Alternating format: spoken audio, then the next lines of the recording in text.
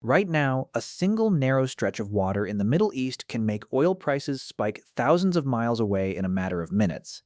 One tense naval standoff, one supply threat, and the entire global economy holds its breath. That is how completely petroleum rules our modern world. But almost nobody asks the foundational question. Before pipelines, tankers, and massive corporations, before anyone ever drilled a single well, how did ancient humans discover this stuff in the first place? Most people assume petroleum is a modern creation. We picture workers in Pennsylvania or Texas in the 1800s standing back as a gushing plume of black gold shoots 200 feet into the air. But that story starts thousands of years too late. Long before industrial drilling, petroleum was already pushing its way up to the surface on its own. It bubbled into quiet ponds, oozed out of desert rocks, and ignited spontaneously without any human help. Ancient people did not discover petroleum by searching for it. It found them first. In fact, this story actually begins long before modern humans even built cities. Between 40,000 and 70,000 years ago, a completely different species of human was already using petroleum. At archaeological sites in Syria like el Talel, scientists have found ancient stone tools coated with remnants of bitumen. Neanderthals used this sticky black substance as an ancient adhesive. In other words, a kind of prehistoric superglue. They used it to bind stone points securely to their wooden spears. This clever adaptation gave them a distinct advantage in hunting and survival in a harsh ancient world. When we talk about ancient petroleum, early humans were not usually dealing with the refined liquid crude that fills modern pipelines. They were encountering its heavier, stickier cousins like bitumen and asphalt, or lighter, highly flammable liquid fractions like naphtha, along with seeping natural gas. Once ancient humans stumbled upon these strange hydrocarbons, they unlocked uses that shaped civilization itself: waterproofing ships, engineering massive cities, preserving the dead, and wielding terrifying weapons of war. To understand how ancient humans found petroleum, you first need to understand something simple. It does not always stay hidden underground. Sometimes it leaks. Deep underground, petroleum can migrate through fractures and permeable layers of rock until some of it reaches the surface. Geologists call these natural seeps. No machines required, no drilling, just pressure and time. Around 5,000 years ago, in ancient Mesopotamia, what is now modern-day Iraq, these seeps were impossible to miss. Near the banks of the Euphrates River, at a site called Hit, thick black bitumen has been continuously oozing out of the earth for thousands of years. Ancient travelers did not need to dig for it. It was simply sitting there on the surface like natural tar. Further north, at a place called Baba Gurgur, natural gas seeping up through rock fissures caught fire thousands of years ago, creating an eternal flame that burned night and day across generations.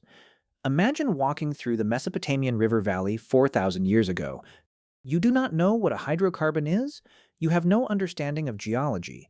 But every time you walk across one particular patch of ground, your sandals pick up a thick, sticky black material.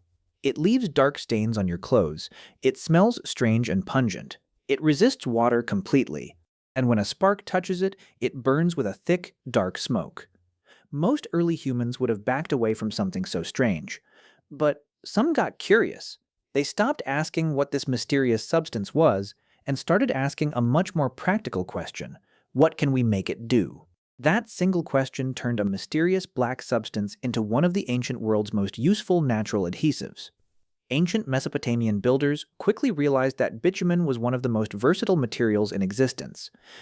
Once heated and allowed to cool, it hardened into a tough, airtight barrier. To an ancient builder, it functioned like a natural version of plastic, soft and moldable when warm, rock-hard when cool, and completely waterproof. Take riverboats. In Mesopotamia, boats were frequently woven from bundled river reeds. But raw reeds soak up water quickly, meaning a reed boat would become waterlogged and sink after a short time on the river. By coating the hull with a thick layer of boiled bitumen, Mesopotamian shipwrights sealed every tiny gap. Bitumen transformed porous reed structures into waterproof boats.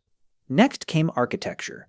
In the ancient cities of Babylon and builders mixed natural bitumen with clay and straw to create a heavy mortar for mudbrick walls. Bitumen mortar held together massive ramparts, royal palaces, and temple foundations, many of which are still standing today after more than 3,000 years. The archaeology is clear. Raw bitumen dug straight from the ground became one of the materials used to build some of Mesopotamia's earliest cities. As trade networks expanded across the ancient Near East, knowledge of petroleum seeps spread across Egypt, the Levant, and Persia. Humans everywhere were reaching the same conclusion. Wherever natural petroleum reached the surface, it could be harvested and adapted. It was not just a Mesopotamian trick, it was a universal discovery. And this was not unique to the Old World. In North America, indigenous peoples also collected petroleum from natural seeps. The Seneca and other indigenous communities used what later became known as Seneca oil for medicinal and practical purposes long before America's famous petroleum boom. Back in ancient Egypt, embalmers experimenting with organic preservatives began incorporating dark petroleum pitch and resins into their funerary mixtures. Coating bodies in these heavy hydrocarbon compounds created an airtight seal that kept moisture out and slowed decay over long periods of time. Over centuries, these dark resin coatings oxidized, turning the preserved skin of the deceased a deep black. The connection became even stranger centuries later. The word mummy is related to mumia, a Persian Arabic term associated with bitumen or pitch. Medieval Europeans eventually came to believe that mummy material itself had medicinal properties, and powdered mummies were sold as medicine. While that medical trend was a complete failure, it showed just how deeply people associated this black substance with preservation and power. If petroleum could seal a boat, build a city wall, and preserve a body, it could also do something far more dangerous. It could burn, and ancient military commanders figured that out fast. Petroleum products such as naphtha could be used to create highly flammable incendiary weapons. Soldiers realized they could fill clay pots with volatile naphtha and hurl them over city walls like primitive grenades. Over time, armies in the Near East and Mediterranean learned to exploit these materials against wooden structures and ships. Centuries later, this technology evolved into one of the most famous naval weapons in history: Greek fire. Shoring up their defenses, Byzantine engineers built pressurized brass tubes mounted on ship bows that sprayed a burning liquid directly onto enemy fleets. While the exact recipe was a closely guarded military secret, petroleum derivatives like naphtha are leading candidates for its main active ingredient. Ships caught in its path found themselves trapped in unquenchable fire that kept burning directly on the surface of the water. Panic would quickly set in as sailors realized that throwing water on the flames only made the fire spread faster. The transformation was complete. The same natural seep that a farmer used to seal his boat had become, in the hands of a soldier, a weapon capable of setting an entire navy on fire. For thousands of years, humans could only take what the earth was willing to give them. But eventually, someone decided to stop waiting. In ancient China, engineers began drilling into the earth. Around 2,000 years ago, during the Han Dynasty, workers in the Sichuan region were not searching for petroleum at all. They were hunting for industrial brine, salty underground water vital for producing salt, which was one of the most valuable commodities of the ancient world. To reach deep brine pockets buried beneath solid rock, Chinese engineers invented percussion drilling. They built tall bamboo derricks and suspended heavy iron bits from long bamboo cables. Teams of workers would walk along wood levers, rhythmically raising and dropping the heavy bit so gravity slammed it into the rock below, pounding a narrow hole deeper and deeper into the ground. Some of these wells reached depths of over 1,000 feet. As these deep shafts pierced through underground rock layers, workers frequently struck pressurized pockets of natural gas and petroleum trapped alongside the salt water. Rather than abandoning these strikes, Chinese engineers built extensive pipeline networks out of hollowed bamboo trunks to transport the natural gas directly to industrial sites. There, they burned the gas underneath large iron pans to evaporate the brine and produce salt at an industrial scale. Some ancient records even describe gas piped directly into workshops to provide light and heat. This was a turning point in humanity's relationship with hydrocarbons. Petroleum stopped being something people simply stumbled across on the surface.